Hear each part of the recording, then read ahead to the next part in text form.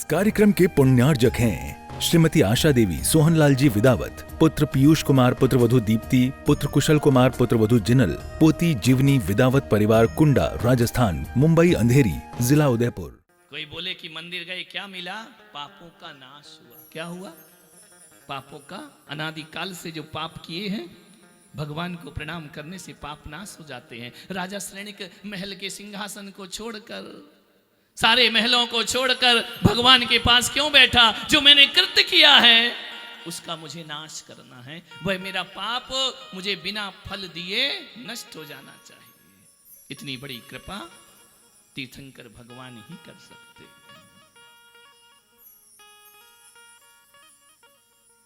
जाकर कहा कि भगवान, आपसे पहले भी कोई तीर्थंकर हुए हैं क्या? भगवान महावीर ने कहा, मुझसे पहले 23 तीर्थंकर और हुए हैं। कुछ लोगों को यह पता है कि जैन धर्म भगवान महावीर से चला है। कुछ लोग कहते हैं जैन धर्म 2600 साल पुराना है। डॉक्टर राधा कृष्ण सर्वपल्ली ने कहा, जैन धर्म दुनिया का सबसे पुराना धर्म है, प्राचीन धर्म हुआ करता है। यह भारत का धर्म है, यह बाहर से आया हुआ धर्म नहीं है। यह सनातन धर्म है, यह शाश्वत धर्म है। महावीर ने कहा, नहीं, मेरे से पहले 23 तीर्थंकर और हुए हैं। सारी दुनिया महावीर को जानती है। स्कूलों में भी यही पढ़ाया जाता है कि जैन धर्म का उद्भव भगवान महावीर से होता है। लेकिन नहीं, आज से हजारों अरबों खरबों साल पहले इस धरती पर प्रथम तीर्थंकर आदि ब्रह्मा ऋषभदेव का जन्म हुआ करता है। यह जैन धर्म की गंगा ऋषभदेव से बहा करती है, ध्यान रखना है। कभी ताजमहल देखा या नहीं देखा? इतने सीरियस क्यों बैठे हो? डूब गए क्या? ताजमहल देखा है? नहीं देखा? ताजमहल में 2 तरह के पत्थर होते हैं, मालूम है? एक पत्थर वो होता है जो जमीन के नीचे होता है, और एक पत्थर वो होता है जो शिखर पर चमचमाता है। ध्यान रखना। मंदिर को देखा है? मंदिर में 2 तरह के पत्थर हैं। एक वो है जो भूमि के अंदर है, एक वो है जो आकाश से बातें करता है। ध्यान रखना। एक बात बताओ, जब मंदिरों में जाते हो तो तुम्हें आकाश का पत्थर दिखाई देता है या भूमि के पत्थर दिखाई देते हैं? बोलिए, जमीन के पत्थर या शिखर का पत्थर दिखता है? बोलो, शिखर का दिखता है ना? तो महावीर जैन धर्म के शिखर के पत्थर हैं, तो ऋषभदेव जैन धर्म के नींव के पत्थर हुआ करते हैं। नींव के पत्थर। एक बात बताऊं, यदि नींव का पत्थर खसक जाए तो ऊपर का ठहरता है क्या? बोलो, ये चमचमाता शिखर किसके दम पे खड़ा है? नींव के पत्थर के दम पर। ध्यान रखना, वो डिस्टर्ब हो जाए तो मंदिर को गिरने में ज्यादा देर नहीं लगा करती है। इसीलिए भगवान ऋषभदेव नींव के पत्थर हैं तो महावीर शिखर के पत्थर हैं। ध्यान रखना, इसे स्मरण में रखना। जीवन सारे जगत को बताना, हमारा धर्म सनातन है, हमारा धर्म अनादि का है, हमारा धर्म प्राचीन है। हम भारत बाहर से नहीं आए हैं, हम भारत के धर्म हैं। ध्यान रखना, भारत की संस्कृति है, श्रमण संस्कृति है। तुम कहते हो कि जैन धर्म, अभी अभी आपने टीवी के माध्यम से, सोशल मीडिया में सुना होगा ना, ये जैन लोग, ये बौद्ध लोग ऐसे ही हैं, बाहर से हैं। उन संत को शायद ये पता नहीं है कि जैन धर्म सनातन धर्म हुआ करता है। तुम तो दूसरे की बात करते हो मेरे भाई। अभी कथा आपको बताएगी, इस देश जिसे आर्यावर्त कहा जाता था, यह देश जिसे भरत क्षेत्र कहा गया, आर्यावर्त पहला नाम है इसका। लेकिन ऋषभ पुत्र भरत चक्रवर्ती जब आते हैं ना, तो इस देश को भरत अपने जीवन से, अपने चरित्र से इस देश को भारत नाम प्रदान किया जाता है। ध्यान रखिए, ये मैं नहीं कह रहा हूं, इस श्रीमद् भागवत कह रही है। 5वां सर्ग पढ़िए। ऋषभदेव का इतना सुंदर वर्णन भागवत जी में कहा है। सनातन परंपरा का एक पूज्य ग्रंथ है भागवत। भागवत कथाएं होती हैं। ऋषभदेव का चरित्र, ऋषभदेव का वैभव भागवत ग्रंथ में जाकर के देखिए। ऋषभदेव की तपस्या को देखकर भागवतकार कहते हैं कि ऋषभ देव जैसी तपस्या केवल ऋषभ देव ही कर सकते हैं, दुनिया में किसी और की ताकत नहीं। उनके पुत्र से इस देश का नाम भारत पड़ा। ध्यान रखना, हम उस परंपरा में जीने वाले लोग। ऋषभ देव राम, जैसे राम को सारी दुनिया मानती है, सारे हिंदू ग्रंथों को उठाकर देखो तो ऋषभ देव का वर्णन उसमें प्राप्त हुआ करता है। ऋषभ देव जगत पूज्य है, ऐसा महान वैभव उनका। तुम जानना चाहते हो ऋषभ देव कौन है? चाहते हो या नहीं? चाहते हो तो दोनों हाथ उठाओ ऊपर कि ऋषभ देव कौन है। जिसके वंश में हम पैदा हुए उनको ही नहीं जानते हैं, उनके बारे में हमको कुछ खबर नहीं है। जैसा तुमने हाथ उठाया ना, वैसा राजा श्रेणिक के मन में आया। उन्होंने गौतम से पूछा कि हे भगवान, जब भगवान महावीर से पहले 23 तीर्थंकर और हुए, तो मैं आज राजा श्रेणिक आपसे प्रथम तीर्थंकर का चरित्र सुनना चाहता हूं। ये कथा का आज आह्वान हो रहा है, कथा शुरू नहीं हुई है अभी। मुझे भगवान ऋषभ देव का चरित्र सुनाइए। ए महान जीवन,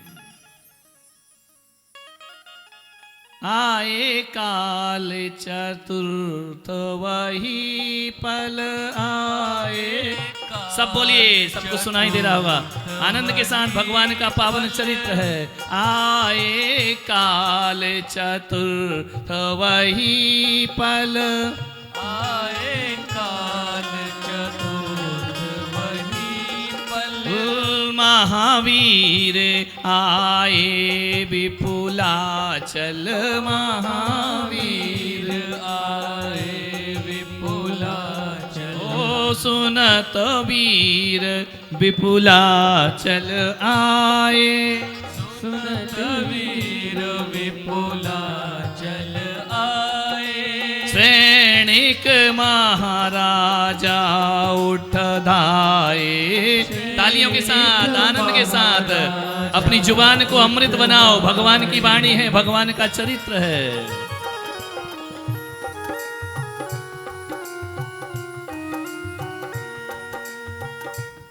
आहा, जय हो।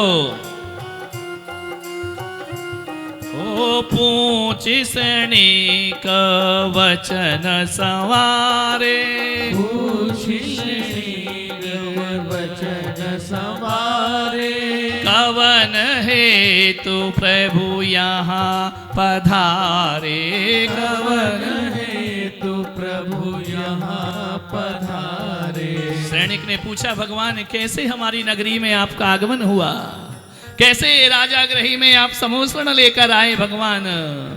देख अनुग्रह पा अनुशासन, देख अनुग्रह पा अनुशासन। गौतम गणधर बोले तत्क्षण, गौतम गणधर बोले तत्क्षण। तुम्हारे यहाँ एक वो है ना, वो बहुत अच्छा गाता है, महामंत्री पुलक मंच का, कहाँ गया? नहीं है? उसको भी बिठाना कल से। जो अच्छा गाते हैं वो कथा पाठन करेंगे। ऋषभ देव से प्रशांत को बुलाया गया है।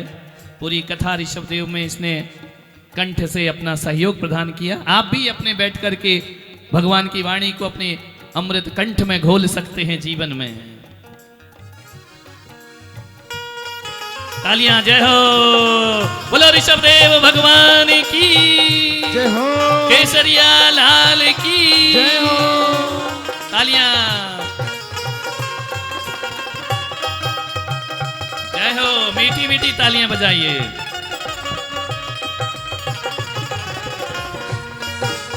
जय हो।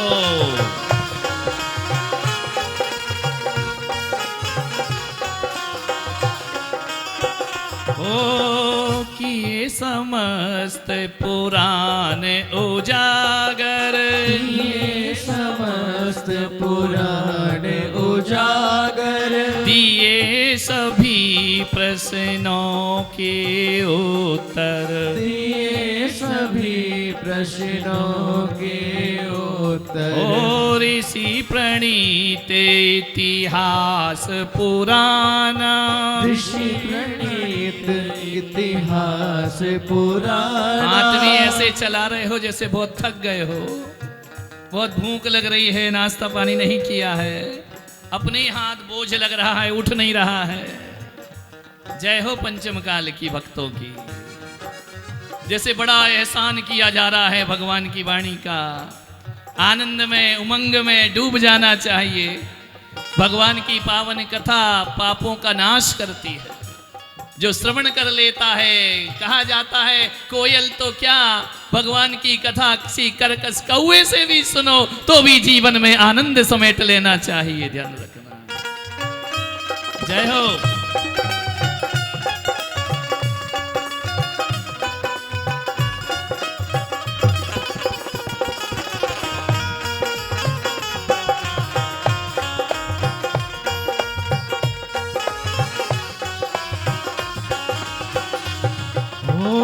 पठन पाठन सुमंगलकारी, पठन पठन सुमंगलकारी। दायक दश धन स्वर्ग सुखारी, दायक यश धन स्वर्ग सुखारी। आचार्य जिनसेन जी महाराज कहते हैं कि भगवान की ये कथा पठन पाठन जो पढ़ता है पढ़ाता है, सुमंगलकारी पापों का नाश करने वाली है। दायक यश धन स्वर्ग सुखारी, यह यश प्रदान करती है, स्वर्ग के सुख प्रदान करती है। यो पुराण नित पढ़े पढ़ावे, जो पुराण नित पढ़े पढ़ावे। कर्मों की निर्जरा करावे, कर्मों की निर्जरा करावे। सदावर्त सदाचार का बोधक सम्यक ज्ञान, सदा जगत जयशील है पावन आदि पुराण। उद्गण गणित चमकते, रवि सा नहीं प्रकाश। क्यों पुराण ये जगत के आध्यात्मिक आकाश। सवा 11 बज रहे हैं। हमने आज आह्वान किया है केवल महाराज श्रेणिक का। आकर उन्होंने भगवान से प्रश्न किए और कथा का पुण्य, कथा की महिमा का वर्णन हुआ। कौन था मैं? किसी के लिए खाली सूखा भूखंड, तो किसी के लिए मुंबई से अहमदाबाद के बीच आने वाला सिर्फ एक जमीन का टुकड़ा। किसी व्यापारी के हाथ लगता तो हजारों की तरह एक और रिसोर्ट बन जाता। किसी बिल्डर के हाथ लगता तो लाखों और की तरह मैं भी एक टाउनशिप बन जाता। लेकिन मेरे भाग्य में करोड़ों में एक होना लिखा था। मेरे भाग्य में आचार्य श्री पुलक सागर जी का आशीर्वाद लिखा था। नरेन्द्रं फणीन्द्रं सुरेन्द्रं अधीशं शतेन्द्रं सुपूज्यं भजे नायशीशं। मुनीन्द्रं गणेन्द्रं नमो जोडिहातं, नमो देवदेवं सदा पार्श्वनाथम्।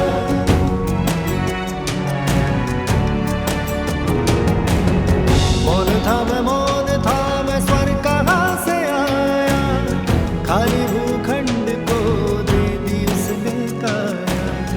मौन था मैं स्वर्ग कहाँ से आया, खाली भूखंड को दे दी उसने काया।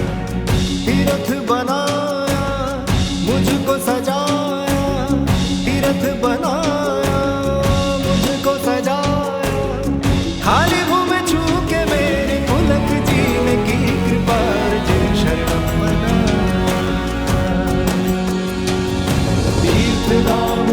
शरणं यही त्रिकाल चौबीसी, छात्रवास जिन शरणं यही है निर्जरा कुटी। यही है ध्यान मंदिर सामयिक गुफा, यही नवग्रह जिनालय त्रिमूर्ति गिरी लिखे यही।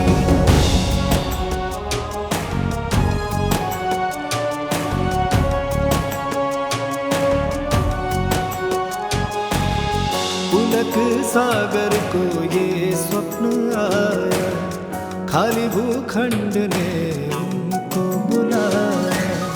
पुलक सागर को ये स्वप्न आया, खाली भूखंड ने उनको बुलाया।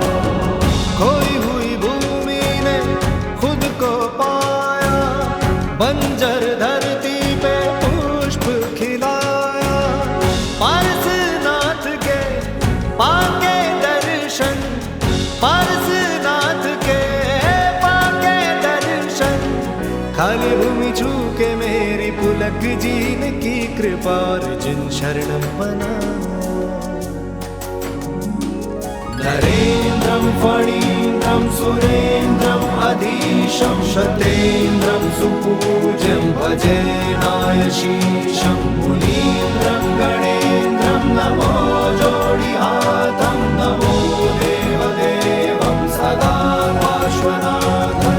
जिन शरणं पवच्छामि, जिन शरणं पवच्छामि, जिन शरणं पवच्छामि, जिन शरणं पवच्छामि, जिन शरणं पवच्छामि, जिन शरणं पवच्छामि, जिन शरणं पवच्छामि, जिन शरणं पवच्छामि। इस कार्यक्रम के पुण्यार्जक थे श्रीमती आशा देवी सोहनलाल जी विदावत, पुत्र पीयूष कुमार, पुत्रवधू दीप्ति, पुत्र कुशल कुमार, पुत्रवधू जिनल, पोती जीवनी विदावत परिवार, कुंडा, राजस्थान, मुंबई अंधेरी, जिला उदयपुर।